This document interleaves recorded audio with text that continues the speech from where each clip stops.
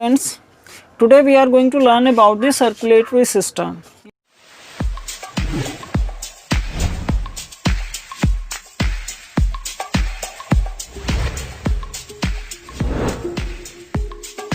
Human beings में हम circulatory system, जिसको हम परिसंचरण तंत्र बोलते हैं, उसके बारे में आज हम लर्न करेंगे।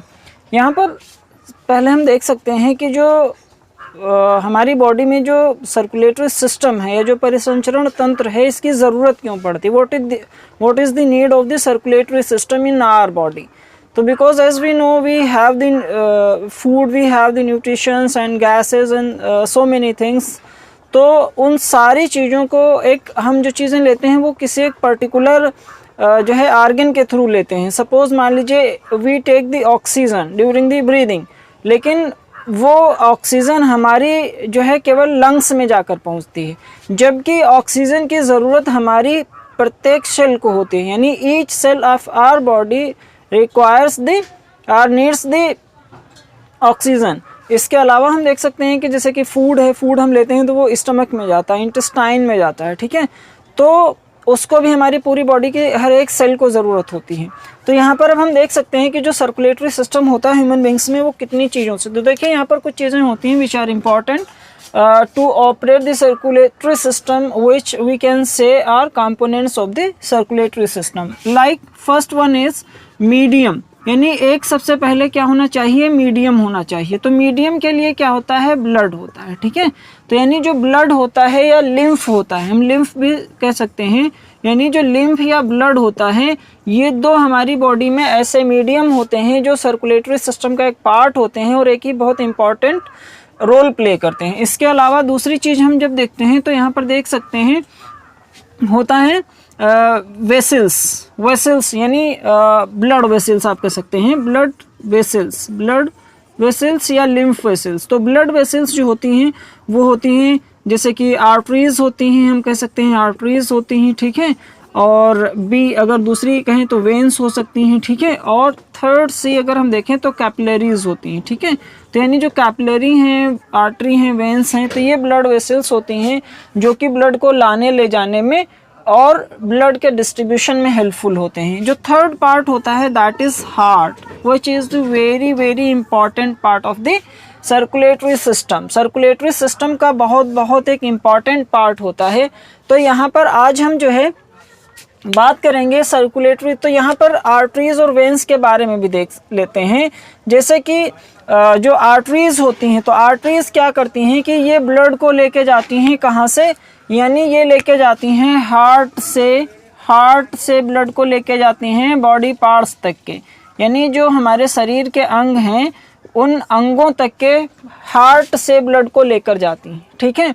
दूसरी चीज़ अगर वेन्स को हम देखें तो वेन्स का काम क्या होता है कि ये उल्टा काम करती हैं, यानी बॉडी पार्ट से जो है जो ब्लड होता है उसको लेकर के कहाँ तक के आते हैं, हार्ट में लेकर के आते हैं। लेकिन यहाँ पर कुछ एक्सेप्शंस हैं। यहाँ पर जैसे कि अगर हम बात करें तो यहाँ पर जो पल्मोनरी आर्टरीज होती हैं, तो पल्मोनरी आर्टरीज जो हैं वो क्या करते हैं कि जो हार्ट से ब्लड को ले जाती हैं, पल्मोनरी आर्टरी वो लंग्स में, और पल्मोनरी जो वेन्स होती हैं वो लंग्स से ब्लड को लेकर के आती हैं हार्ट तक के। तो अब हम यहाँ पर देखते हैं हार्ट के स्ट्रक्चर को देख सकते हैं। देखिए जैसे कि हार्ट जो हमारा होता है, जैसे यहाँ पर सपोज मान लीजिए ये हार्ट है, ठीक है। तो इस हार्ट में क्या होता है कि ये एक पंपिंग आर्गन होता है, यानी हमारी बॉडी में जो है ब्लड को पंप करता है। जैसे कि अगर मान लीजिए आपको घर में वाटर सप्लाई की ज़रूरत है, तो वाटर सप्लाई के लिए आपको क्या ज़रूरत पड़ेगी, पाइप्स की ज़रूरत पड़ेगी। पाइप्स के साथ में आपको वाटर की ज़रूरत पड़ेगी। उसके अलावा क्या होता है, एक मोटर की आपको ज़रूरत पड़ेगी कि उस मोटर की हेल्प से, मोटर क्या करता है, पंपिंग जो है मटेरियल की तरह या पंपिंग ऑब्जेक्ट की तरीके से काम करता है। यानी जो वाटर होता है उसको, जितनी भी घर में वाटर पाइप्स होती हैं जो सप्लाई के लिए, उन सब में वाटर को सप्लाई करता है। तो यहाँ पर हार्ट जो होता है, तो एक तो होता है कि हार्ट में ब्लड बॉडी पार्ट से आना चाहिए, बॉडी पार्ट्स में से आना चाहिए।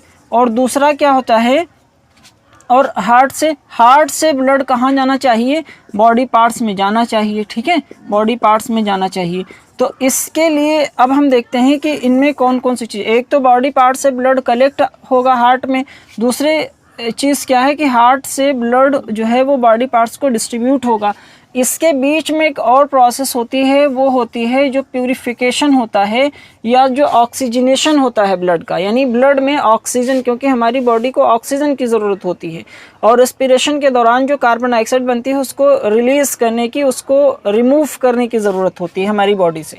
तो उसके लिए होता क्या है कि जब बॉडी पार्ट से हार्ट में ब्लड आता है तो हार्ट से जो ब्लड है वो जाता है कहाँ, लंग्स में प्यूरिफिकेशन के लिए। और फिर अब उसके बाद क्या होगा कि लंग्स से ब्लड फिर आएगा कहाँ, हार्ट में, प्यूरिफाई हो करके। प्यूरिफाई मतलब ऑक्सीजनेशन, यानी इसमें ऑक्सीजन ऐड हो करके। अब वो जो प्यूरिफाई या जो आप कह सकते हैं कि जो ऑक्सीजनेटेड ब्लड होता है, वो ऑक्सीजनेटेड ब्लड को ज़रूरत होती है बॉडी पार्ट्स को पहुंचाने की। तो यानी यहाँ पर हम कह सकते हैं कि जो हमारा हार्ट होता है, तो हार्ट दो साइड में डिवाइड होता है, जैसे कि लेफ़्ट और राइट साइड में, लेफ़्ट साइड में और राइट साइड में। यानी जो ऐसे अगर हम सीधे खड़े हों तो यानी ये जो हमारा साइड है वो लेफ़्ट साइड है and this is the right side. तो लेफ़्ट साइड में जो ब्लड हमारा हार्ट होता है, तो ये इंटरवेंट्रिकुलर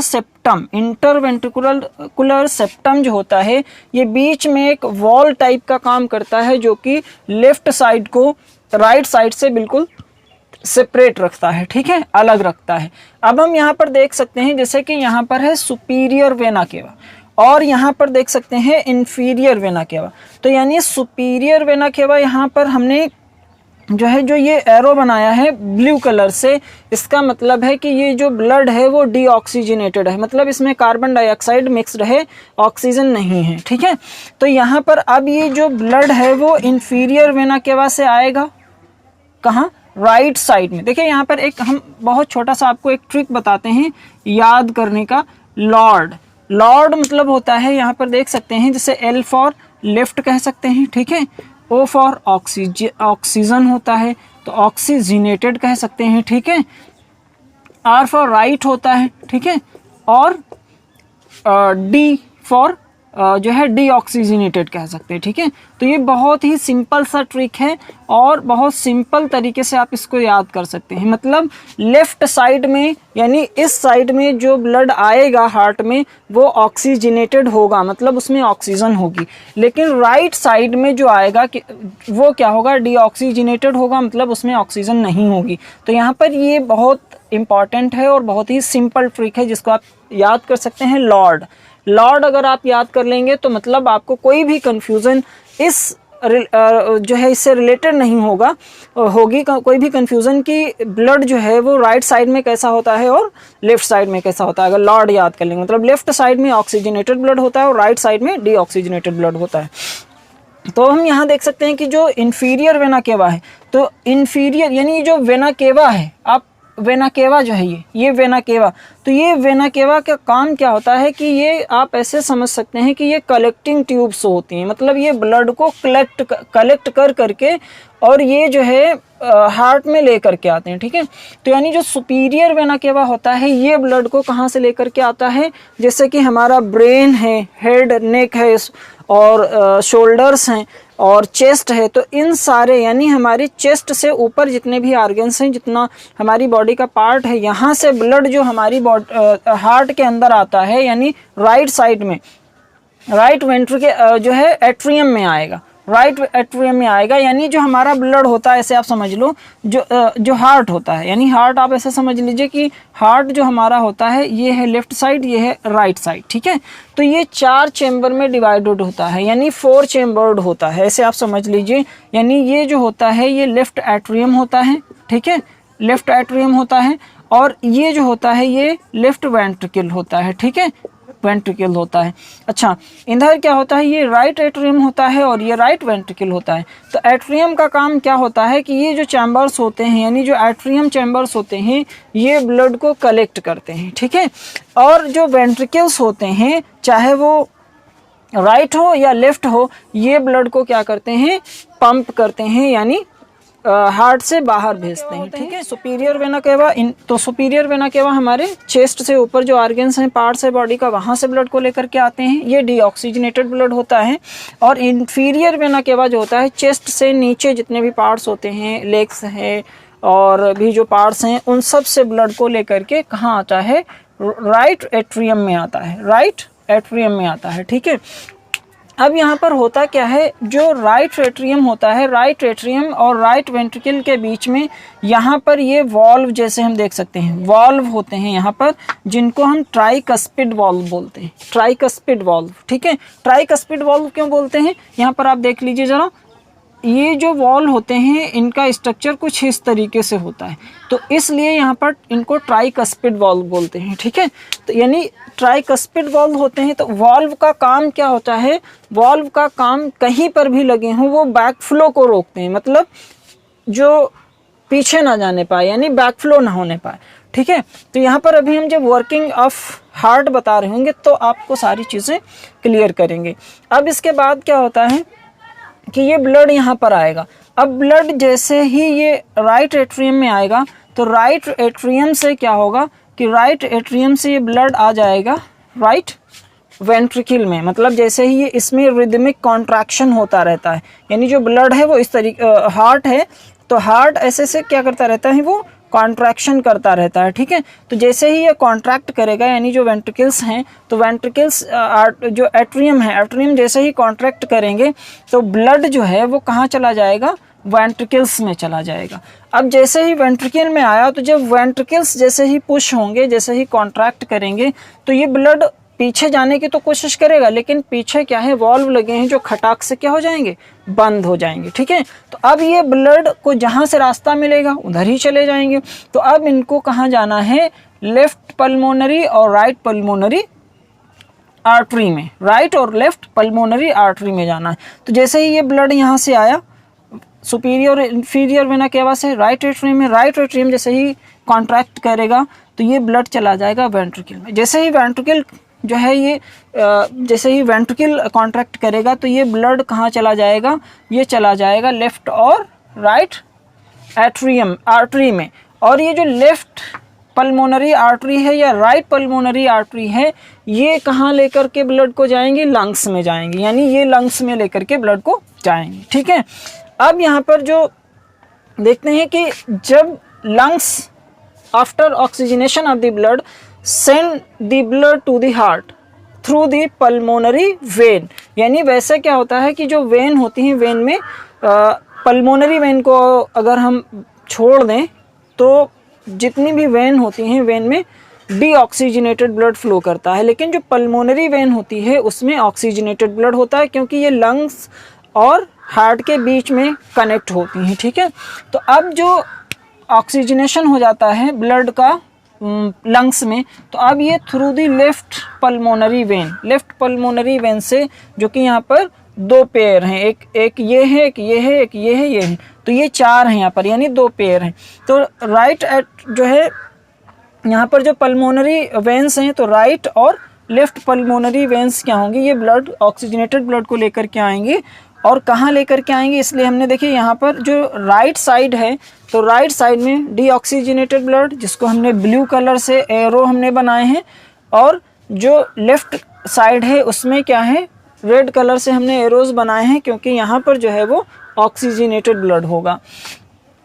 तो यहाँ पर अब आप देख सकते हैं कि जो लेफ्ट और राइट पल्मोनरी वेन्स हैं, वो वेन्स ब्लड को लेकर के आएंगी राइट लेफ्ट एट्रियम में, और जैसे ही लेफ्ट एट्रियम में ब्लड आएगा, लेफ्ट एट्रियम कॉन्ट्रैक्ट करेगा और उस ब्लड को पुश कर देगा लेफ्ट वेंट्रिकल में।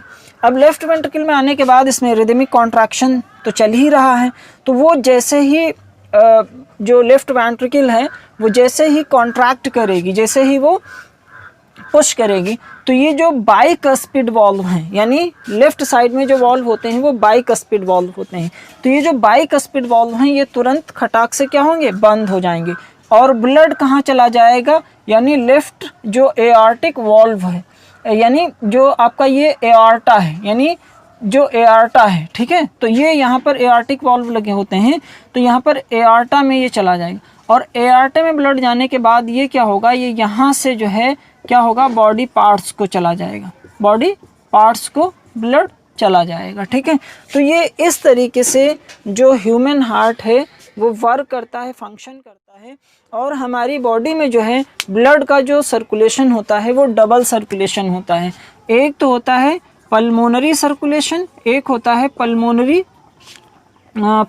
Circulation, pulmonary circulation. तो पल्मोनरी सर्कुलेशन में क्या होता है, सर्कुलेशन, तो पल्मोनरी सर्कुलेशन में क्या होता है कि सपोज मान लीजिए ये लंग्स हैं, ठीक है, तो लंग्स में क्या होगा, और ये हार्ट है, ठीक है, तो ये हार्ट है, तो हार्ट से ब्लड जा रहा है कहाँ, लंग्स में, किस लिए, ऑक्सीजनेशन के लिए, प्यूरिफिकेशन के लिए।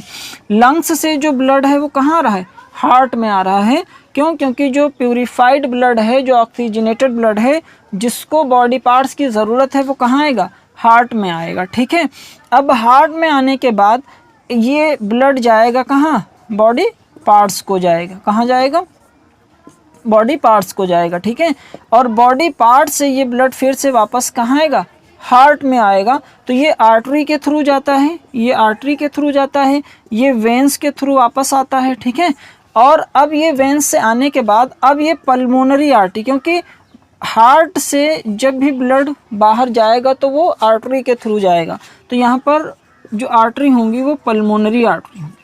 और लंग्स में जाने के बाद आफ्टर प्यूरिफिकेशन जब हार्ट में ब्लड आएगा तो वो आएगा पल्मोनरी वेंस के थ्रू आएगा।